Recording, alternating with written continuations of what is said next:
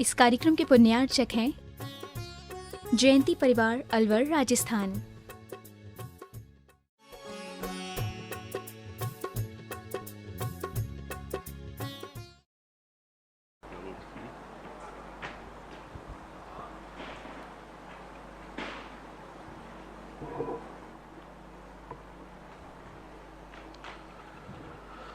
नमो रिहन्ताणं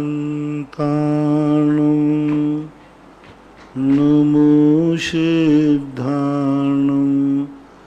नमो आयर्याणं नमो वज्रायाणं नमो लोये सव्वशाहुणं। पंच परमिष्टि भगवान की जय। आचार्य श्री गुरुवर कुंद कुंद महाराज की जय। आचार्य श्री गुरुवर विद्यासागर महाराज की जय। परम पूज्य निर्यापक श्रवण मुनि श्री सुधा सागर जी महाराज की जय। परम पूज्य मुनि श्री महासागर जी महाराज की जय। नमोस्तु नमोस्तु। राजेंद्र जैन मेरठ है। गुरुवर नमोस्तु। महाराज जी की जिज्ञासा है कि जो मध्य लोक है वह 1 राजू चौड़ाई में है और 7 राजू गहराई में है और त्रसनाड़ी बिचुबीर वर्गाकार है।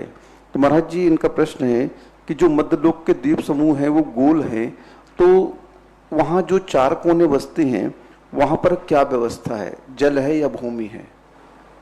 उस संबंध में कोई आगम में कोई विशेष उल्लेख नहीं मिलता, क्योंकि जब गोलाकार स्थिति बनेगी और परख नली बनाई जाएंगी तो गोल परख नली बनाते हैं तब तो व्यवस्था बैठती है, और यदि चौकोर परख नली करते हैं तो वह विवक्षा प्रश्न है, लेकिन उसका कोई समाधान उचित आगम में नहीं है, इसलिए बोलना कठिन है।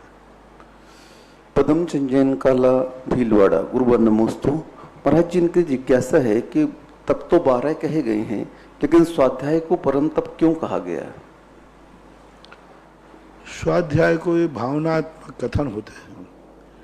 एक तो होता है सैद्धांतिक कथन, तो सैद्धांतिक कथन में तो 12 तप ही होते हैं, 13वां कोई तप नहीं है। एक होता है भावनात्मक, तो भावनात्मक तपों को बहुत सारी चीज़ों में ऐसी भावना आती है, जैसे अपन कह देते हैं कि वक्ता सत्वार सूत्र का पाठ करने से उपवास का फल रखता है, तो अब तत्वार सूत्र का पाठ भी तप हो गया क्योंकि उपवास है। तो ये भावनात्मक कहलाते हैं, क्योंकि स्वाध्याय करते समय व्यक्ति को सारे ज्ञान तो स्वाध्याय से मिलते हैं। स्वाध्याय से तो पता चलता है कि हमें उपवास करना चाहिए, स्वाध्याय से पता चलता है हमें अनशन करना चाहिए, स्वाध्याय से पता चलता है कि हमें इच्छाओं का निरोध करना चाहिए, स्वाध्याय से हमें पता चलता है कि हम रसपरित्याग, विनय, वैयावृत्ति, प्रायश्चित आदि ये सब जो कितने ज्ञान है हमें स्वाध्याय से मिलते हैं। इसलिए कारण में कार्य का उपचार करके कह दिया तो इसको भावनात्मक कथन मानना चाहिए, सैद्धांतिक कथन नहीं है। पायल जैन जबलपुर। गुरुवर नमोस्तु। महाराज जी ये पूछ रहे हैं कि जाप करते समय, माला फेरते समय हमें अपने मन में कैसे भाव उत्पन्न करना चाहिए, कैसे दृश्य उपस्थित करना चाहिए? जाप जो होता है किसी लक्ष्य विशेष को ध्यान में रख के होता है, तो जिस लक्ष्य को ध्यान में रख करके हम जाप करते हैं, जाप देते समय हमारा उसी रूप परिणाम होना चाहिए, उसी रूप हमारा संकल्प होना चाहिए और उसी तरफ हमारा उपयोग होना चाहिए। दूसरी तरफ जब मंत्रों का किसी का अर्थ होता है तो हमें उसके गुणों पर ध्यान देना चाहिए। तीसरा, जब बीजाक्षरों का ध्यान जाप होता है तो हमारे ऊपर उसके प्रति हमें समर्पण होना चाहिए और उसकी अनंत शक्ति का एहसास करना चाहिए। जिन बीजाक्षरों के अर्थ नहीं होते और हम जाप देते हैं, जैसे हिरीम है, हरूम है, तो अब ये बीजाक्षर एक इतने शक्ति संपन्न है, जब किसी लक्ष्य विशेष को करके भेजे किए जाते हैं तो उसके लक्ष्य विशेष पर दृष्टि रहना चाहिए। जैसे तीर चलाने वाला छोड़ता तीर है, लेकिन दृष्टि तीर पर नहीं रहती, लक्ष्य पर रहती है। छोड़ेगा तीर, जाएगा तीर, लेकिन वो तीर को दृष्टि में नहीं रखता, वो लक्ष्य को दृष्टि में रखता है। ऐसी प्रकार जाप देते समय कार्य जाप करेगा, लेकिन उसकी दृष्टि में लक्ष्य आएगा जिस पर्पस से वह जाप दे रहा है। सोनू जैन हरदा, गुरुवर नमोस्तु। महाराज जी, संसार में तो जागते हुए कर्मों की निर्जरा सभी करते हैं, तो सोते समय हम कर्मों की निर्जरा कैसे कर सकते हैं? सोते हुए जी, संकल्प के साथ, जिस संकल्प के साथ हम सोते हैं, सोने के पूर्व हमारे जो संकल्प होते, भावनाएं होती हैं, सोने का हमारा पर्पस होता है। हम क्यों सो रहे हैं? थकान मिटाने के लिए सो रहे हैं, शौक के लिए सो रहे हैं। तो उस समय हम सोने के पहले जो हमारा संकल्प होता है, भावना होती है, वो सोते समय उसके संस्कार बने रहते हैं और वह संस्कार हमारे निद्रा में भी काम करते रहते हैं। ऐसा। बीरेन जैन पुणे, गुरुवर नमोस्तु। महाराज जी पूछ रहे हैं कि किसी की एक उंगली कटी हो तो वह आहार और अभिषेक, एक उंगली कटी हो तो कोई बाधा नहीं, क्योंकि वो अपने कार्य स्वयं यदि कर सकता है, अपने आप कलश आदि को उठा सकता है, तो कोई बाधा नहीं है। वीरेंद्र जैन गुना, गुरुवर नमोस्तु। महाराज जी, इनकी जिज्ञासा है कि हम लोग अभी घर में बैठे बैठे शांति धारा पढ़ लेते हैं स्वयं से, तो इसमें कोई दोष तो नहीं है? क्रिया तो कर नहीं रहे, अभिषेक वगैरह कर नहीं रहे भगवान के ऊपर, खाली शांति धारा पढ़ लेते हैं। ठीक है, अभी आपातकाल के लिए कोई विशेष ऐसा नहीं है, इसको मार्ग नहीं बनाना। अपवाद मार्ग ही रहे, मार्ग न बन जाए, इसका ध्यान रखना चाहिए। विशाल जैन, महावीर नगर विस्तार योजना कोटा, गुरुवर नमोस्तु। महाराज जी, आपने बहुत सारे क्षेत्रों का नाम रखा, तपोदय, सुदर्शनोदय, वीरोदय, तो सांगानेर का आपने क्या नाम रखा? सांगानेर जी का, सांगानेर का नाम? हाँ, मंदिर संगी जी न मंदिर है, और क्या उसका नाम? नहीं, आपने उसको कोई अलग से कोई हमने नाम? कोई उसका नाम तो अभी तक तो दिया नहीं, सोचा भी नहीं, उपयोग में नहीं गया। हमारा उपयोग तो जाता है जब वहाँ के भक्त कमेटी जब तक आग्रह नहीं करते, तब तक हमारी क्या पड़ी कि हम रखते फिरें। कमेटी होती है, उनके लोग होते हैं, वो जब प्रार्थना करते हैं तो साधु का जो उपयोग होता है, क्योंकि साधु एक बहुत पकड़ होता है अपने आप में, जब तक उसका उपयोग नहीं लिया जाए तब तक उसके अंदर से वो शक्ति निकलती भी नहीं। तो जब लोग कहते हैं, उपयोग करते हैं, कमेटी कहती है, तो उपयोग चला जाता है। अभी तक कभी कोई ध्यान कमेटी का भी नहीं गया, कभी सोचा भी नहीं, विचार नहीं किया। अब देखो, कभी ऐसी बात आती है तो हो सकता है कोई बात बन जाए। चेतन प्रकाश जैन भिंडर, गुरुवर नमोस्तु। महाराज जी, इनकी जिज्ञासा है कि आदिनाथ भगवान का निर्माण चतुर्थ काल में हुआ या तृतीय काल में हुआ? तृतीय काल में, क्योंकि भगवान ऋषभदेव का निर्माण तृतीय काल में हो चुका था। नीलिना जैन सागर, गुरुवर नमोस्तु। महाराज जी, कल्पातीत जो विमान के देव होते हैं वे पंचकलंकों में क्यों नहीं आते हैं? अब उनका नियोग है वो पंचकलंक में, क्योंकि इतनी शुक्ल इच्छा उनकी होती है और पूर्ण द्वादशांग के वो ज्ञाता होते हैं। सब कुछ तो उनको जान लिया उन्होंने, सब कुछ उनके ज्ञान में आ रहा है, तो फिर उनकी प्रवृत्ति करने का भाव नहीं होता। एक दूसरा ऐसा उनका नियोग है। श्रीमती प्रीति सलीम, ऐसा उल्लेख आया है शास्त्रों में कि जब पंचकल्याणक आदि होते हैं, अपने विमान में सर्वार सिद्धि के देव, नौवें ग्रीविक आदि के देव अपने विमान से उठ करके 7 कदम चल के वहीं पर उनको नमस्कार करते हैं पंचकल्याणक में। ऐसा उल्लेख तो है, लेकिन विमान से बाहर जाने का उनका नियोग ही नहीं है, विमान बंद है उनके। श्रीमती प्रीति सलीम जैन देवास, गुरुवर नमोस्तु। महाराज जी, इनकी जिज्ञासा है कि 5 निद्राओं के माध्यम से दर्शनावर्णी कर्म का बंध होता है और इन निद्राओं से हम एक पल भी छूट नहीं सकते हैं, क्योंकि निद्रा का उदय अंतर्मुहूर्त के बाद में आता रहता है, तो फिर हम इसका दर्शनावर्णी कर्म का क्षयोपशम कैसे करेंगे? दर्शनावर्णी का क्षयोपशम तो होता ही, निद्रा आती रहती है, हमें आभास नहीं हो रहा, यही तो क्षयोपशम है। पहली बात तो निद्रा औदैक भाव है, 5 निद्राएं जो हैं औदैक भाव हैं, ये उदय में फल देती है, इनका कोई क्षयोपशम नहीं होता। हाँ, इनका नहीं आना, निद्रा नहीं आना ही उनका क्षयोपशम है। तो जितना क्षय उपशम बनता है उतना तो होता ही है, क्योंकि दो निद्राएं थोड़ी सी अपने आप में क्षय उपशम की निद्रा दर्शनावर्णी का क्षय उपशम बनाती हैं। निद्रा उपशिला 3 बड़ी निद्राएं हैं, 2 लघु निद्राएं हैं। संध्या जैन, बजाज ढाना, सागर, गुरुवर नमोस्तु। महाराज जी ये पूछ रहे हैं कि घर में नए वाहन लाते हैं तो उनकी पूजन वगैरह हमें किस विधि से करना चाहिए? मैं बता चुका हूँ, बहुत बार बता चुका हूँ, बहुत बार मैंने सब कुछ बताया। अलग से जब मैं बताता हूँ तब भी सुनना चाहिए।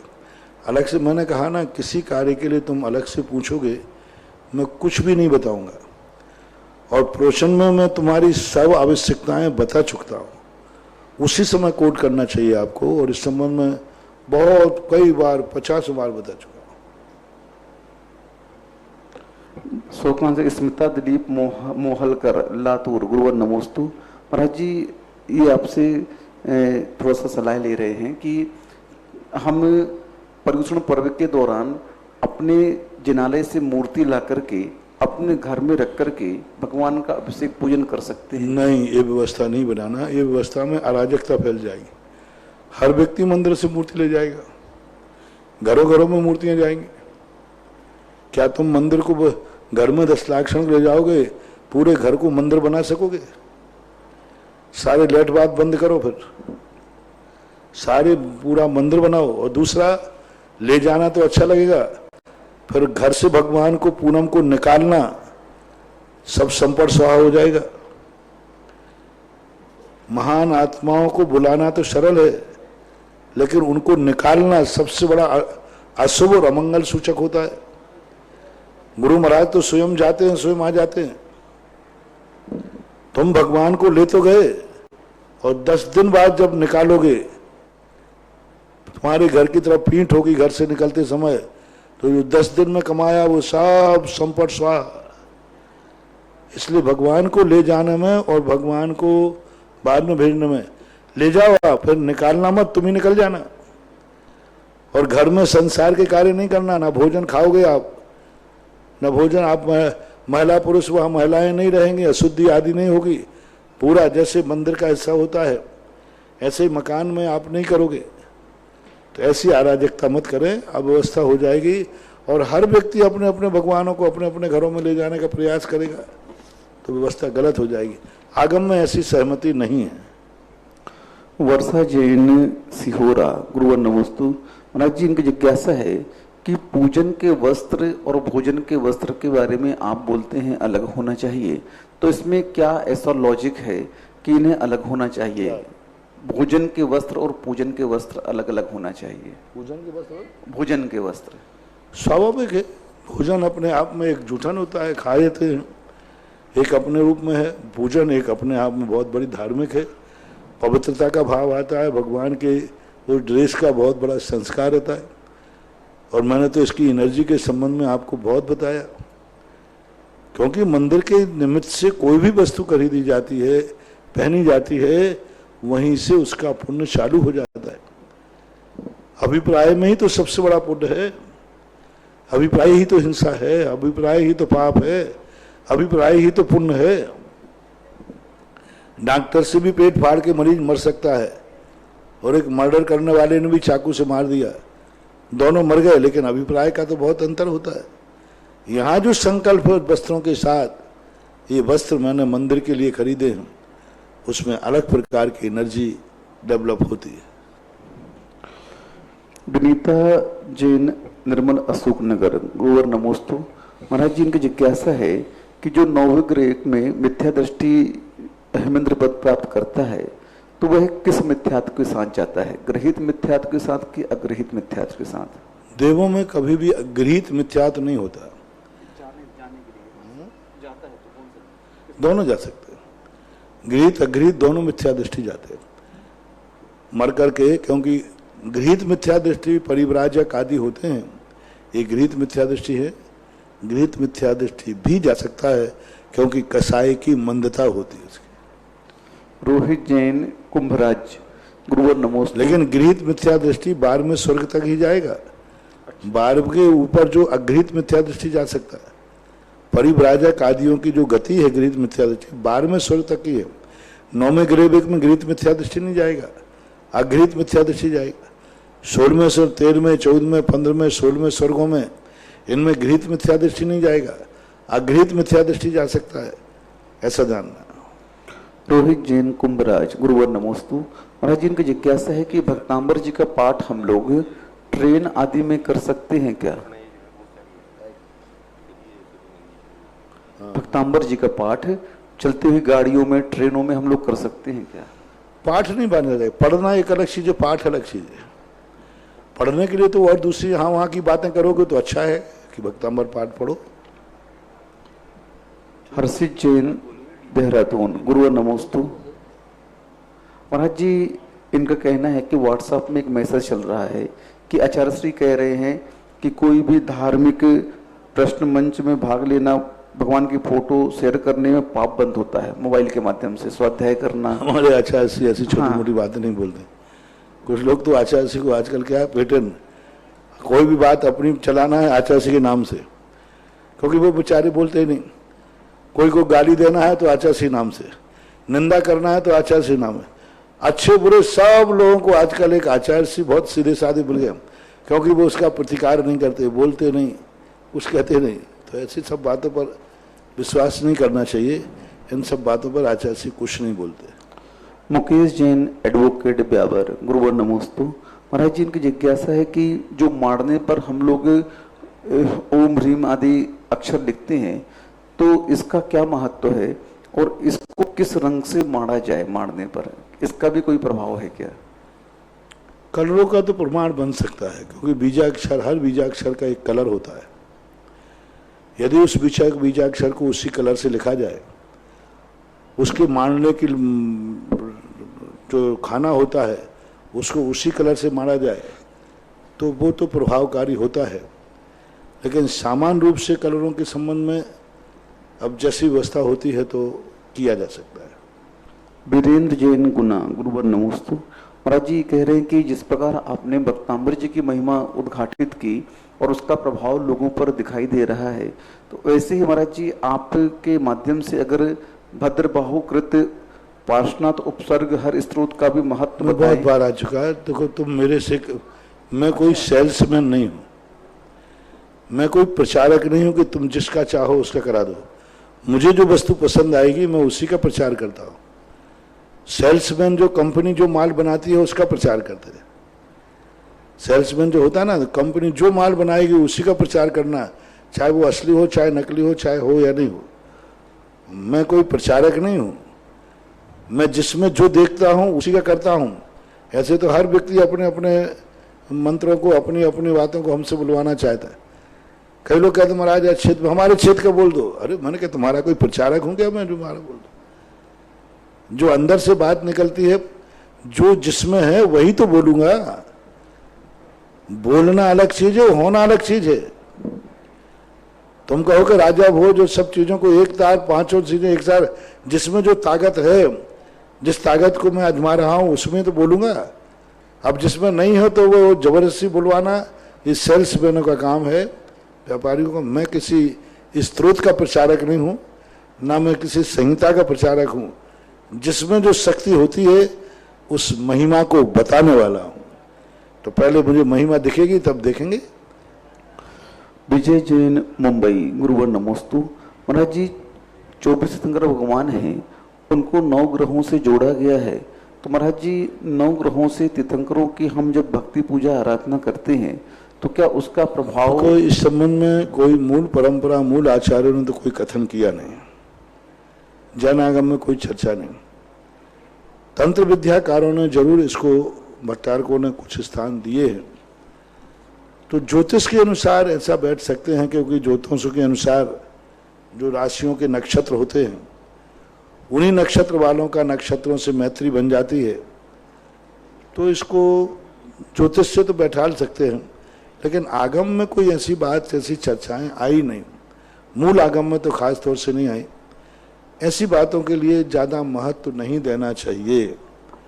ये मात्र कोई विशेष आपातकालीन स्थितियां बनती हैं, जब किसी के मन में कोई ऐसा गृहीत मिथ्यात्व की तरफ जाने की नौबत आ जाए, तो अच्छा है कि भाई कोई ऐसे मान लो शनि की बात आ गई, अब साइकोलॉजी है कि शनि है, तो अब कोई शनि देवता को तेल ले जाए, कोई काले घोड़े की नाल को करे, कोई ऐसे पूजे, तो फिर ऐसी स्थिति में कहा जाता है कि अरे भाई मत जाओ कहीं, मुनि सुब्रतनाथ भगवान की पूजा कर लो, तुम्हारा काम हो जाएगा। तो ये मार्ग नहीं है, एक औषधि के समान दुनिया के सामने हैं, तो इनका कोई विशेष नहीं। निर्मल जैन मिर्ची अशोकनगर, गुरुवर नमोस्तु। महाराज जी, इनकी जिज्ञासा है कि हमारे तीर्थंकर 18 दोषों से रहित होते हैं और हम संसारी प्राणी 18 दोषों से सहित होते हैं, लेकिन महाराज जो मुनि बन जाते हैं वो उनके कितने दोष कम हो जाते हैं 18 में? कोई दोष नहीं, 18 दोष तो यथावत रहते हैं, क्योंकि 18 दोष जो हैं मूल रूप से शारीरिक हैं और वो मुनियों में बराबर पाए जाते हैं। तो ये दोष अरहंतों में ही रहितपना है, मुनियों में तो इसकी श्रद्धा है, साधना है, दोषों से रहितपना नहीं हो सकता। अरिहंत जैन आधार ताल जबलपुर, गुरुवर नमोस्तु। महाराज जी, इनकी जिज्ञासा है कि आजकल योग और ध्यान के माध्यम से बहुत ज्यादा उपचार किया जा रहा है और इसके लाभ भी बहुत देखे जा रहे हैं। महाराज जी, जैन धर्म का तो यह मूल सिद्धांत कहा गया है और जैनाचार्यों ने योग और ध्यान के ऊपर बहुत विस्तृत वर्णन किया है। महाराज जी, आप लोग पारलौकिक लाभ के लिए उसका स्वयं उपयोग करते हैं, लेकिन सांसारिक अवस्था में अगर आप लोगों के माध्यम से इसके बारे में कुछ विशेष उजागर किया जाए तो गृहस्थ लोग बहुत इसका लाभ ले सकते हैं और उनको बहुत आराम। हमारे यहाँ कोई भी योग और ध्यान की जब चर्चा आती है, पात्र की चर्चा आती है। आज योग और ध्यान तो खूब चल रहे हैं, लेकिन पात्रता पर ध्यान नहीं दिया जा रहा है, योग्यता पर ध्यान नहीं दिया जा रहा है। तो वो ध्यान थोड़े दिन तो अच्छा लगेगा, बाद में जाकर के तुम्हें चिड़चिड़ापन हो जाएगा, बाद में तुम्हें कल्पना महसूस हो जाएगा, क्योंकि पात्रता तो देखी नहीं जा रही। कोई भी पात्र को बस योग सिखा रहा है, ध्यान सिखा रहा है, ध्यान करो, चाहे बड़ी वो गुटखा खाता हो, चाहे रात में खाता हो, चाहे भक्ष का त्याग नहीं हो, मन शुद्धि, वचन शुद्धि, काया शुद्धि। हमारे पूज्यवर सुखचंद महाराज ने स्पष्ट लिखा कि जब तक पूरी शुद्धियां नहीं होंगी तब तक ध्यान की सिद्धि नहीं बन सकती। ध्यान की जो स्थितियां हैं, जिस ध्यान की आप चर्चा करना चाहते, एक सामान्य ध्यान है, पूजा भी धर्म ध्यान है, माला फेरना भी धर्म ध्यान है, स्वाध्याय करना भी धर्म ध्यान है, प्रवचन सुनना सुनाना भी धर्म ध्यान है, सब धर्म ध्यान के अंतर्गत है। लेकिन वो ध्यान जो तुम एकाग्र रूप ध्यान कह रहे हो, उस ध्यान के लिए पात्रता होना चाहिए। पात्रता के अभाव में जो आज प्रचार किया जा रहा है, इससे कुछ नहीं माना है। संसार ही बढ़ेगा, संसार की तरफ ही व्यक्ति बढ़ेंगे, परमार्थ कुछ भी हासिल होने वाला नहीं है। आदि कुमार जैन बंड, नागपुर, गुरुवर नमोस्तु। महाराज जी, ये कह रहे हैं कि हम वर्तमान में लवण समुद्र और विजयार्थ पर्वत पर जा सकते हैं क्या, क्योंकि वो आरखंड में ही है। कहाँ? विजयार्थ पर्वत पर और लवण समुद्र नहीं जा सकता। आज के युग में विजयार्थ पर्वत की श्रेणी में कोई भी मनुष्य प्रवेश नहीं कर सकता। क्यों महाराज जी? क्योंकि वहाँ की व्यवस्था इतना पुण्य नहीं है, क्योंकि वहाँ मोक्ष जाने वाले जीव हैं, गंध कुटियाँ हैं, वहाँ बहुत पुण्यतम आत्मा जीव ही जाते हैं। महाराज जी, पुण्य की हीनता इतनी है कि उस सीमा में पुण्यवान लोगों का प्रवेश होता है, पुण्यहीन नहीं जा पाएगा। महाराज जी कहते हैं कि आज भी विजयार्थ पर्वत से मुक्ति का द्वार खुला हुआ है। हाँ, तो खुला है, पुण्यवानों के लिए खुला है। इतना पुण्य कहाँ है कि तुम वहां जाके उस द्वार में से प्रवेश कर दो। महाराज जी, ऐसा नहीं हो सकता है कि कोई बेंतर यहाँ से किसी मुनि को उठा करके वहां रख दे? नहीं, वहां साधना करके नहीं जा सकता। पुण्य कोई अच्छे कार्य के लिए उठाएगा तो हाँ, कोई उपसर्ग करके जरूर समुद्र में फेंक सकता है, लेकिन विजयार पर्वत तो जब ही ले जाएगा जब कोई पुण्य अपना हो तब जाएगा। राजेश नीरू जैन, दीनदयाल नगर, सागर, गुरुवर नमोस्तु। महाराज जी, इनकी जिज्ञासा है, योग और उपयोग में क्या अंतर है? योग एक पौद्गलिक संबंध रखने वाला है और उपयोग जो है एक आत्मा का संबंध रखने वाला है। उपयोग लक्ष्य को लेकर के बनता है और योग क्रिया को लेकर बनता है। जो अपन क्रियाएं करते हैं इनमें योग की मुख्यता होती है, और जब हम कोई उपयोग की तरफ जाते हैं तो उपयोग लक्ष्य को लेकर चलता है। असोपयोग, सोपयोग, शुद्ध उपयोग अध्यात्म भाषा में है, सिद्धांत ग्रंथों में उपयोग नहीं आया, ना अशुभयोग की चर्चा, ना अशुभयोग की, कुछ की। यहाँ योग की चर्चा है, शुभ योग, अशुभ योग और उपयोग की चर्चा सिद्धांत ग्रंथों में। परम पूज्य निर्यापक समन मुनि पुंगव श्री सुधासागर जी महाराज के पवित्र पावन चरणों में जिनवाणी चैनल और सुधा कलश चैनल के माध्यम से देख रहे देश विदेश के सभी श्रावक श्रावकाओं की ओर से कोटिशः नमोस्तु नमोस्तु नमोस्तु गुरुवर।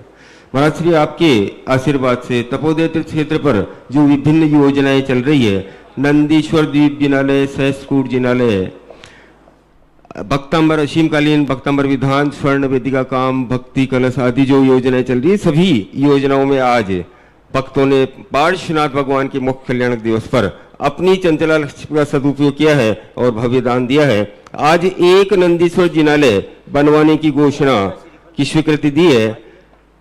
श्री सुगन चंद जी भगवती देवी झांझरी, पुत्र विजय कुमार अजय कुमार, पुत्री मीना चंदा रिंकू, पौत्र कुलदीप सिद्धार्थ भव्य सार्थक, पौत्री प्राची रुचि नैना डोली राणोली निवासी, डीमापुर प्रवासी, वर्तमान में भीलवाड़ा निवासी है। इनकी ओर से एक नंदीश्वर जिनालय जो कि भारत का पहला जिनालय यहाँ बनने जा रहा है, बहुत ही भव्य नंदीश्वर जिनालय बनेगा। उसके लिए आपने अपने परिवार के नाम से एक जिनालय बनाने की घोषणा की। आपके दान और पुण्य की अनुमोदना और तालियों के साथ इनका स्वागत। और आज जो धर्मशाला नई बन रही है उसके लिए मोक्ष सप्तमी के महापर्व पर तपोदय तीर्थ क्षेत्र बिजोलिया में बन रही धर्मशाला में पूज्य मुनिराज श्री सुधासागर जी के आशीर्वाद से एक कमरा स्वर्गीय लालचंद जी वेद, धर्मपत्नी स्वर्गीय श्रीमती चमेली देवी वेद की स्मृति में उनके पुत्र विनय कुमार, धर्मपत्नी श्रीमती सुधीश, पुत्री संदीप, पुत्र वधु शिल्पी, पौत्र समिल, पौत्री स्मित, परिवार बापू नगर जयपुर द्वारा स्वीकृति प्रदान की गई है। महाराज श्री का आशीर्वाद सदैव बना रहे, उसके लिए आशीर्वाद की कामना करते हैं। और महाराज श्री और भी योजनाओं में आपने यहाँ और ज्ञानोदय तीर्थ में भी ये परिवार जुड़ा हुआ है, तो आशीर्वाद की कामना करते हैं। इसी के साथ असीमकालीन जो भक्तामर विधान यहाँ तपोदय तीर्थ क्षेत्र पर चल रहा है उसके लिए 51,000 रुपए की राशि श्री कमल सीमा काला मधुबाला मनीष श्वेता जैन सपरिवार जयपुर, और दूसरा नाम है 51,000 रुपए की राशि से ही सूरजमल हेमलता वैभव शुभ खुशांश जैन सर्रा परिवार कोटा। और आइए बाकी की घोषणाएं भी करेंगे। अब कुछ जिज्ञासाओं की ओर चलते हैं। पहली जिज्ञासा है, महाराज श्री नमोस्तु गुरुदेव, आपने सुबह प्रवचन में मुकुट सप्तमी के व्रत के बारे में बताया था। क्या मुकुट सप्तमी और मोक्ष सप्तमी का व्रत एक ही होता है? यदि नहीं तो मुकुट सप्तमी का व्रत कैसे रखा जाता है, कब रखा जाता है, कब लिया जाता है, इसकी समय अवधि क्या है? क्या इस व्रत को जल्दी पूरा करने के लिए अपनी इच्छा के अनुसार जब चाहे तब रख सकते हैं या इसको निर्धारित तिथि पर ही रख सकते हैं? नमोस्तु गुरु। मुकुट सप्तमी के संबंध में ऐसा कोई उल्लेख नहीं है कथा के अंदर में। जब भी है बस मुकुट सप्तमी से आप शुरू कर दीजिए किसी भी साल में, क्योंकि वो साल में एक बार ही पढ़ना है। वो तो जब भी शुरू होगा मुकुट सप्तमी से ही होगा। कभी भी कुछ करो मुकुट सप्तमी से ही शुरू होना, क्योंकि 2 तिथियां तो इसकी है नहीं, इसलिए मुकुट सप्तमी से ही होता है और 7 साल के लिए किया जाता है, तो इसमें कोई बाधा नहीं, कर सकते। अगली जिज्ञासा है सुदीप जैन ललितपुर की ओर से।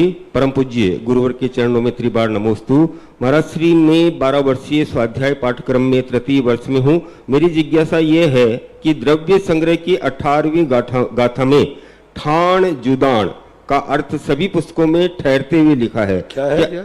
ठाण जुदान, ठाण जुदान काय में द्रव्य संग्रह में आया है, गाथा नंबर 18 में ठाण जुदान। चलो हाँ, तो इसका अर्थ ठहरे हुए पुद्गल नहीं मानना चाहिए, जैसे सुमेरु जुदान है, खान नहीं, खा नहीं है, ठा ठाण ठाण ठा ठा हाँ ठा ठाण। ठा ठा जी हाँ ठाण ठाण जुदान अधम्मम। हाँ ऐसा है ना, ठाण जुदान अधम्मम पुग्गल जीवान ठाण सहयारी छाया जय पहियाणम अच्छंता नेवसो गच्छंता नेवसो धरई। अधर्म द्रव्य के अंदर लिखा ठान जुदान अधम्मम, यानी जो लोगों को रोकता है, स्थान देता है, ऐसा किन जीवों को पुद्गल धम्म, पुद्गल और धर्म द्रव्यों के लिए जो रोकने में सहकारी होता है उसको ठान जुदान अधम्मम, जो स्थान यानी रोकने में से युक्त योग्यता को लिए हुए होता है उसे अधर्म द्रव्य कहते हैं। अगली जिज्ञासा है शीलाजी विनोद जी जैन, मुजफ्फरनगर। गुरुदेव के चरणों में कोटि कोटि नमन। गुरुदेव, हमारे यहाँ प्रणम्य सागर जी और चंद्र सागर जी महाराज का चातुर्मास चल रहा है, आपके ही संघ के हैं, उसके अंतर्गत पारस कथा का वाचन चल रहा है। 2 दिन से गर्भ जन्म कल्याणक का प्रसंग चल रहा है। बस में इतनी भावुक हो गई कि जब पंच कल्याणक में माता पिता बनकर इतने सुखद क्षणों का अनुभव होता है तो साक्षात तीर्थंकर की माता बनने का सौभाग्य कब मिलेगा? जिज्ञासा है कि क्या ये भावना भाना निदान तो नहीं है? हमें नहीं, कोई निदान नहीं है, धार्मिक क्रिया है, धार्मिक रूप में निदान करने में कोई बाधा नहीं। अगली जिज्ञासा ऑडियो के माध्यम से ऑनलाइन। नमोस्तु महाराज श्री, आपके आशीर्वाद से सुखोदय तीर्थ क्षेत्र नौगामा जिला बांसवाड़ा में भव्य मुनिश्रुतनाथ जिनालय का कार्य चल रहा है, जिसमें 15.25 फीट की पद्मासन प्रतिमा विराजमान होगी।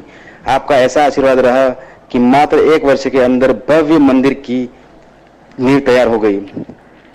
मुख्य अब उसके ऊपर बंसी पहाड़पुर की पिंक पत्थर की शिला रखने का वक्त आ गया है, जिसमें आपके और भैया जी के द्वारा 29 जुलाई का मुहूर्त निकाला गया है। लेकिन कोरोना की वजह से आपका सानिध्य मिल नहीं सकता, और भैया जी का सानिध्य के लिए हमने कोशिश की, लेकिन उसके लिए आपका आशीर्वाद नहीं मिला कोरोना की वजह से। अब हम ऐसा चाहते हैं कि महाराज श्री ऑनलाइन ही आपका सानिध्य मिले, प्रदीप भैया जी का सानिध्य मिले, और ये शिला आपके आशीर्वाद से आपकी नजरों के सामने विराजमान हो, और वो शिलाएं रखी भी जाएगी तो ऑनलाइन, और शिलाएं रखने वाले का घोषणा भी होगी ऑनलाइन।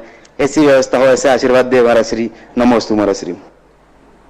राजस्थान से जब गिरनार की यात्रा पे जा रहा था उस समय नौगामा का दर्शन करने का स्थान मिला। 2 नदियों के संगम पर बना हुआ एक बहुत सुंदर रमणीक स्थान है, बहुत ही सुंदर। उस समय तो इतना बढ़िया दृश्य था नदियों का कि देखते ही ऐसे लग रहा था जैसे ये विशेष रूप से अलग कोई शक्ति संपन्न तीर्थ क्षेत्र है। वहाँ के जो अवशेष देखे तो बड़े प्राचीन अवशेष वहाँ प्रतिबिंबित हुए। उस समय तो गया विहार हो गया। द्वारा जब नौगामा की तरफ पहुंचा, जब आगड़ में चतुर्मास था, तो मंदिर में एक 52 डेरी करके मंदिर है। उस मंदिर के अंदर मूर्तियां बड़ी विशाल विशाल लगी, लेकिन वो इतनी सदोष थी, स्थान सदोष था। वह मंदिर में भी इतना ज्यादा था कि चीज थी लेकिन उसकी एनर्जी छुपी थी।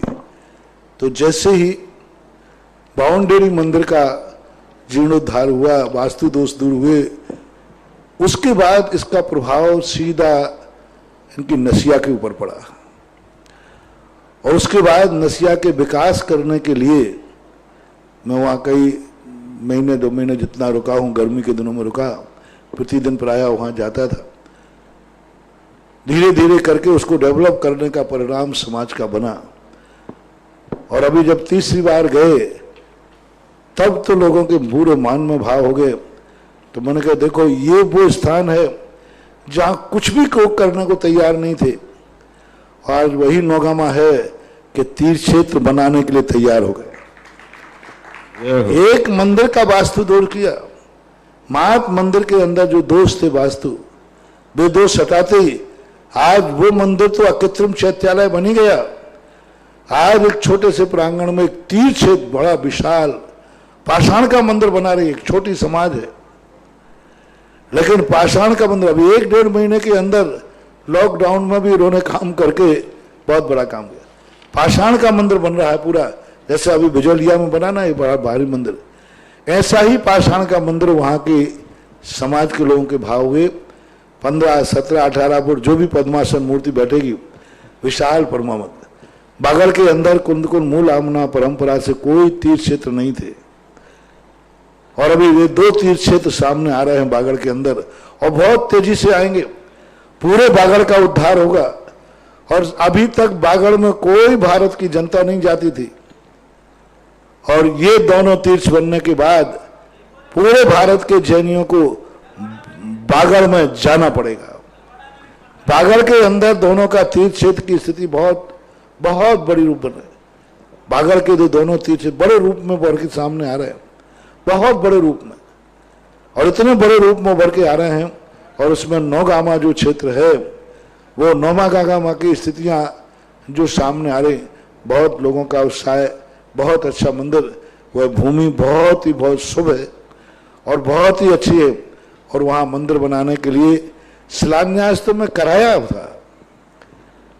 शिलान्यास का दोस्तों, मेरे सानिध्य का जो कार्य है ना, वो जब मौका पड़ता है तो मैं तुरंत निपटा के आ जाता हूं, क्योंकि मुझे मालूम है कि मेरा किसी तरफ मुड़ जाने के बाद लौटना बहुत कठिन होता है।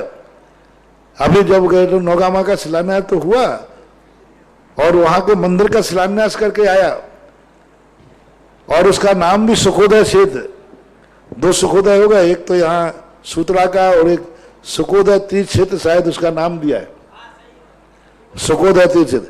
और बहुत बड़ी मूर्ति वहां विराजमान हो रही, बहुत अच्छा मंदिर बन रहा है। सारी समाज के लिए, बागड़ के लोगों के लिए अपना जोश और जोश दिखा करके इस युग में बागड़ अपनी जिंदगी में तो कोई तीर्थ क्षेत्र नहीं बना पाए, लेकिन इस युग में इस 2-3 सालों के अंदर ये क्षेत्र बन रहा है। और नौगामा का क्षेत्र जो है सुखोदय तीर्थ क्षेत्र, एक अपने आप में भविष्य की उज्ज्वलता बहुत रखे हुए।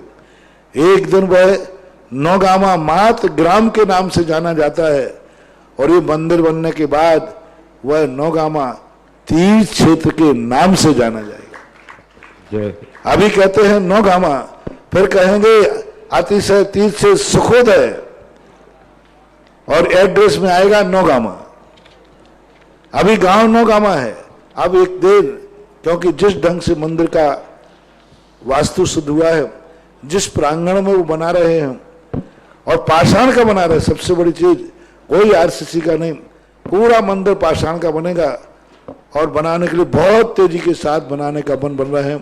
पूरे बागड़ के लिए मेरा आशीर्वाद, सारे भारत के लिए आशीर्वाद, कि ऐसे छोटे छोटे लोग इतना बड़ा संकल्प कर रहे हैं इस युग में, भौतिकता के युग में इतना बड़ा।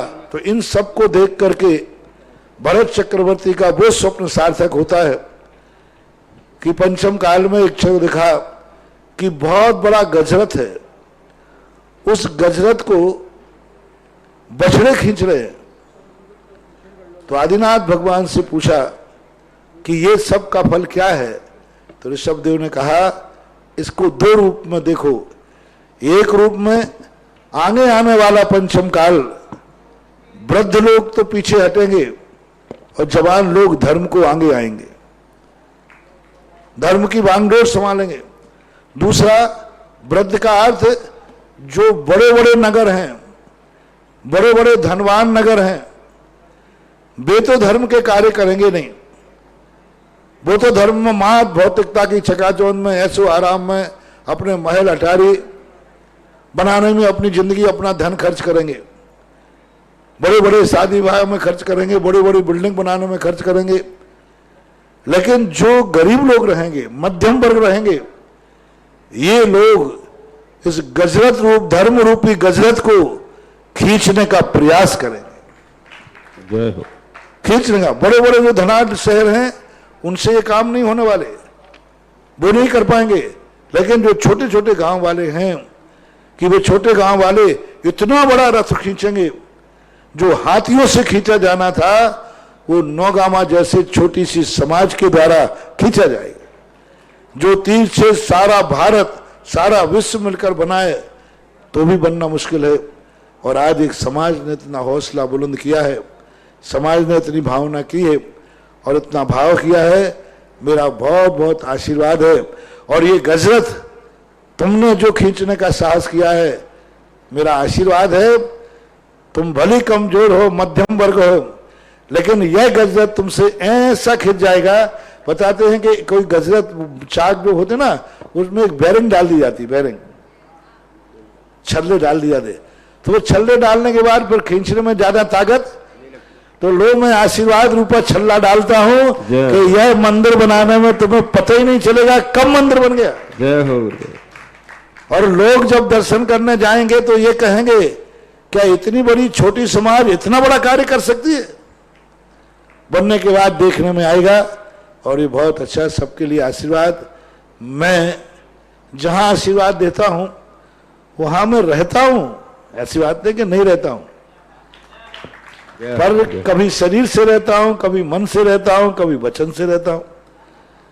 तो मैं मन से तो जहां जहां शिलान्यास करके आया था उसी दिन से मेरी भावना थी कि यह कार्य शीघ्र हो। और आप लोगों ने इतनी शीघ्रता से कार्य किया और इतनी शीघ्रता से कर रहे हैं, बहुत बड़ा कार्य। पहले मंदिर का सही जीर्णोद्धार बागड़ में किसी ने किया था तो नौगामा में बड़े विशाल हृदय पे हुआ था। और वो मंदिर भी आज देखते ऐसा लगता है प्रवेश करते ही। और उसी का चमत्कार है कि आज मंदिर से महातीर्थ क्षेत्र की यात्रा शुरू हो गई। इसी को तो बोलते विकासवाद। कहां एक मंदिर को नहीं संभाल पा रहे थे, कहां एक मंदिर का विकास कर लिया और मंदिर के विकास करते ही अब तीर्थ बनाने की बात सोचने लगे। इससे सिद्ध है कि ये विकासवाद। और इसी कारण से पता चलता है कि जो कुछ हुआ है वो एक विकास की कड़ी में आ गया। और नौगामा ने मंदिर से महातीर्थ क्षेत्र बनाने की महायात्रा शुरू की है। मेरा आशीर्वाद उसकी ये महायात्रा सफल हो। 29 तारीख को प्रथम शिला नींव के बाद पत्थर की रखने जा रहे हैं। और ये कार्य जब तक चलता रहे तब तक कलशारोहण ना हो। मैं आज से 29 तारीख से शिला से आशीर्वाद देकर कलशारोहण तक का आशीर्वाद दे रहा हूं कि प्रत्येक पत्थर पर मेरा आशीर्वाद रहेगा। जितने पत्थर तुम रखो उस एक एक पत्थर के लिए मेरा आशीर्वाद और अंत में कलशारोहण के लिए भी आशीर्वाद। चलिए कुछ घोषणाएं के लिए। तपोदय तीर्थ क्षेत्र पर जो एक भव्य सहस्त्रकूट जिनालय 131 फुट ऊंचा बनने जा रहा है उसके लिए 1,01,000 रुपए की राशि श्रीमती शकुंतला देवी बिहारी कॉलोनी दिल्ली हिमांशु ठोल और 1 लाख रुपए की राशि अनीता देव अक्षय देव नीलिमा नेका इथान देव बेंगलुरु कर्नाटक की ओर से घोषणा की गई है। और चंद्रोदय तीर्थ पे जो भक्तामर विधान परम पूज्य श्री के आशीर्वाद से अब होने जा रहा है उसके लिए 51,000 रुपए की राशि श्री अमन कासलीवाल के जन्म दिवस पर दापूबाई महावीर कल्पना पिंकेश निधि कासलीवाल परिवार लोहारदा वाले गुमास्ता नगर इंदौर और 51,000 रुपए की राशि चांदमल महावीर अर्पित श्रीमती प्रीति श्रेया सर्राफ परिवार मुंगावली अशोकनगर। एक विधान धापूबाई महावीर कल्पना पिंकेश निधि मयंक अमन अक्षय कासलीवाल इंदौर। और अरे ये दोनों घोषणाएं मैंने कर दी यार, आप दोबारा दे देते हो। सहस्त्रकूट जिनालय में एक मूर्ति श्रीमती पद्मावती मां पुत्र सत्येंद्र कुमार अरविंद कुमार जैन झिरिया वाले जय श्री नगर सागर मध्य प्रदेश की ओर से भी घोषणा की गई है। आप सभी के दान और पुण्य की अनुमोदना और बड़े बाबा तपोदय तीर्थ के मूल नायक पार्श्वनाथ भगवान की जो एक भव्य वेदी में स्वर्ण कार्य होने जा रहा है उस स्वर्ण कार्य के लिए 7200 रुपए सुदर्शन श्रीलता जैन उदयपुर लक्ष्मीलाल जी राजकुमार जी मनोज जी जैन समस्त परिवार 51 रुपए कुमारी पल्लवी विशाल विदकर लातूर 51 रुपए नयांश पुत्र विजय स्वाति जैन भीलवाड़ा नयांश के 11वें जन्मदिवस के अवसर पर 51 रुपए और एक भक्ति कलश 1,11,000 रुपए की राशि से जहां तपोदय तीर्थ क्षेत्र पर विराजमान करने का सौभाग्य प्राप्त किया है। श्री छबिल दास नाथालाल दोषी परिवार शांतिबेन विनय कांता दोषी रिया सचिन दोषी तुषिता पुत्र वरेश दोषी निवासी ईडर साबरकांठा गुजरात। आप सभी के दान और पुण्य की अनुमोदना। अगली जिज्ञासा ऑनलाइन ऑडियो के माध्यम से। परम पूज्य गुरुदेव के चरणों में सुरेंद्र भारती परिवार का त्रिवार नमोस्तु। आज पूज्य मुनि श्री महासागर जी महाराज का दीक्षा दिवस है, उनके चरणों में त्रिवार नमोस्तु। मोक्ष सप्तमी पर्व पर आज से 62 वर्ष पूर्व एक सुयोग और बना जब ईश्वर बारा में पूज्य श्री आपका श्री जय कुमार के रूप में जन्म हुआ। पूज्य मुनि श्री, इस अवसर पर मैं आपको न शुभकामना दे सकता हूं न बधाई, किंतु आप ही कहते हैं कि जब कोई अच्छा कार्य हो तो मेरा आशीर्वाद मान लेना और स्वयं अपनी पीठ ठोक लेना। अतः आपके जन्म दिवस पर हम स्वयं को, समाज को धन्य अनुभव करते हैं। आपका जन्म हम सबके लिए वरदान है। आचार्य श्री ने आपको तीर्थ स्वरूप दिया और आपने उस तीर्थ धर्म का पालन करते हुए संपूर्ण समाज के लिए सैकड़ों तीर्थ दिए। ज्ञानोदय और तपोदय जैसे तीर्थ आपकी उदारता का प्रमाण है। श्रमण संस्कृति संस्थान जैसा ज्ञान तीर्थ है। विश्व को बड़े बाबा पार्श्वनाथ के रूप में अपने बिजौलिया तीर्थ पर दिए गगन बिहारी पार्श्वनाथ भगवान 225 कमल युक्त संरचना आपकी प्रेरणा से हुई। आपने सहस्रकूट जिनालय की प्रेरणा दी जो अब साकार रूप में है। मैं इन सभी के प्रति उपकार के लिए आपके प्रति कृतज्ञता व्यक्त करता हूं। मेरी जिज्ञासा है कि गुरुदेव, आपकी भावना थी कि एक निर्वाण कांड पर आधारित विशाल तीर्थ की रचना हो, वह रचना आपकी प्रेरणा से कब साकार होगी? कृपया समाज पर यह उपकार कीजिए, समाधान कीजिए। निर्माण कांड के में जो आए हुए भगवानों के जो नाम हैं वो बहुत जल्दी होने वाला है। जय हो गया पूरा, मात्र हमारी तरफ से रुका है, बाकी काम तो पूरा हो गया। जय हो गुरु। स्वयं भारतीय जो बात सोचते हैं ना वो हम पहले ही कर देते हैं, बहुत पहले। चांदखेड़ी तीर्थ क्षेत्र में जितने निर्माण कांड के अंदर आए हुए भगवानों के नाम हैं उन सब के ब्रह्मों के लिए कमेटी ने पूरा प्रयास करके पाषाण युक्त मंदिर बनाया। पूरे की पूरी 24 जो है जो सिद्ध भगवान है वो पूरा वहाँ की पूरी तैयारी है। मात फिनिश इसलिए नहीं हुआ कि फिनिश करके क्या करें, हमारे पहुँचने का तो ठिकाना नहीं रहता। कमेटी बॉर्डर तो चांदखेड़ी के अंदर वो पूरी की पूरी तैयारी है। मंदिर भी बन गया, वेदियाँ भी बन गई, सब कुछ तैयारी है। और वहाँ पर इस प्रकार के निर्माण क्षेत्र के एक भाव था कि जो अपने निर्माण कांड में पढ़ते हैं सिद्ध भगवानों के नाम, वो सारे भगवान वहाँ एक साथ एक मंदिर में हों। तो चंद्रोदय तीर्थ क्षेत्र पर ये स्थापित होने वाले हैं चांदखेड़ी के अंदर। जय हो। कुछ घोषणाएं स्वर्ण कार्य के लिए 11,000 रुपए की राशि वेदी में स्वर्ण कार्य के लिए श्रीमती शकुंतला जी, आलोक जी, प्रलोक जी, LIC कॉलोनी अजमेर की ओर से घोषणा की गई है। 51 रुपए की राशि तनुज बोबी गदिया अजमेर के जन्मदिवस के अवसर पर अपनी पॉकेट मनी से उन्हें 51 रुपए की घोषणा की है। और 51 रुपए सुबोध जैन, विनीता जैन, रिया जैन, राहुल जैन, कोरबा छत्तीसगढ़ की ओर से भी घोषणा की गई है। आप सभी के दान और पुण्य की अनुमोदना। अगली जिज्ञासा ऑनलाइन के माध्यम से। परम पूज्य परमोपकारी गुरुदेव के पावन पाद पद्मों में शैलेश जैन का सविनय नमोस्तु। पूज्य श्री, यो तो आपका प्रत्येक प्रवचन असाधारण ही होता है, लेकिन कुछ प्रवचन असाधारणों में भी ऐतिहासिक असाधारण होते हैं। आज परघात पुण्य प्रकृति को लेकर जो आपने सिद्धांत और अध्यात्म की संगति आगम के तर्क के आधार पर बताई है, यह असाधारण ऐतिहासिक है। आपके प्रवचन ने कुंद कुंद भगवान की केतम होदी सुशीलम जैसी उन अनेक गाथाओं का रहस्य उजागर कर दिया, जिनके नाम पर सिद्धांत विहीन अध्यात्म ने पैसा छोड़ने की जगह परमात्मा छुड़वा दिया, भोजन छोड़ने की जगह पूजन छुड़वा दी, असंयम छोड़ने की जगह व्रत छुड़वा दिए।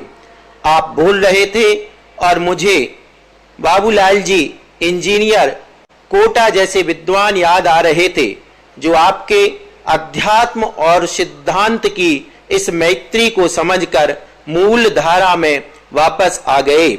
आज मेरी जिज्ञासा यह है कि यदि अध्यात्म के साथ सिद्धांत का ज्ञान हो तो कहां तक स्वच्छंदता से बचा जा सकता है, और बाबूलाल जी जैसे जो भी विद्वान आपसे चर्चा करके मूल कुंदकुंद नामनाय में पुनः आए, उनमें क्या विशेषता रही कि जो वे मूल धारा में वापस जुड़ सके। नमोस्तु गुरुदेव, नमोस्तु। आगम वो मंदिर है जिस पर अध्यात्म का कलशारोहण होता है।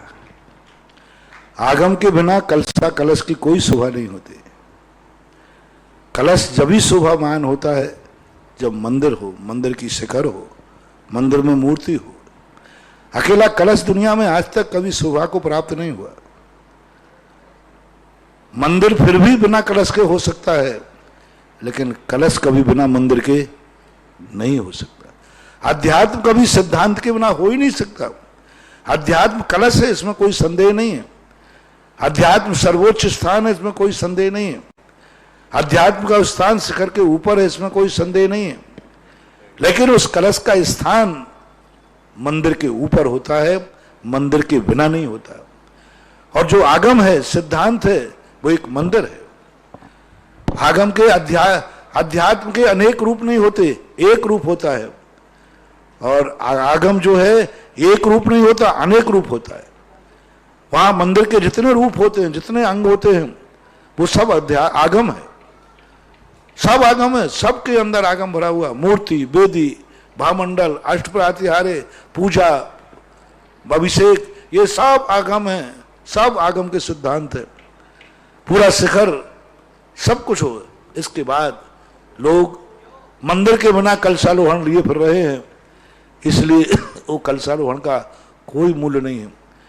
यदि अध्यात्म रूपी कलशारोहण जिनको चाहिए है, वे आगम और सिद्धांत रूपी मंदिर का निर्माण करके फिर कलशारोहण करेंगे तो सारे जगत में चमकेंगे। इसलिए आगम का और अध्यात्म का ऐसा ही संबंध है जैसे मंदिर का और कलशारोहण का संबंध है। इसी प्रकार सिद्धांत को, आज जो परघात प्रकृति की चर्चा आपने की, बहुत बड़ा सोच है।